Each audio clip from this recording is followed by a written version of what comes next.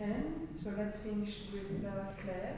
The Republic of Ireland, parts of the UK are today mopping up, cleaning up after the impact of Hurricane Ophelia, which was a highly unusual event. Ophelia strengthened to Category 3 at the weekend, at the peak.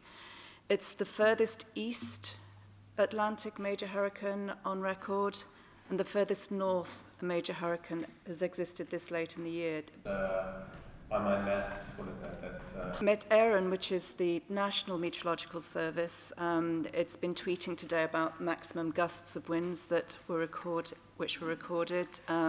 Strongest being at Fastnet Lighthouse with a speed of 191 kilometers an hour.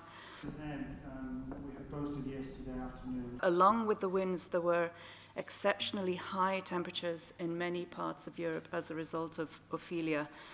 Temperatures in Spain on Sunday were up to 36 degrees, and we're mid-October.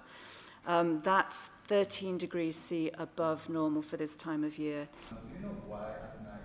What's happening with that? It's a continuation of a highly unusual Atlantic hurricane season. So far, we've had 10 hurricanes.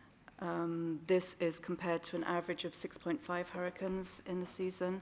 People, and who are the smugglers?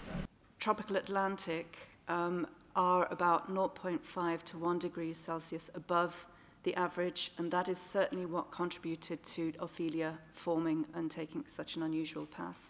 The Bangladeshi authorities telling you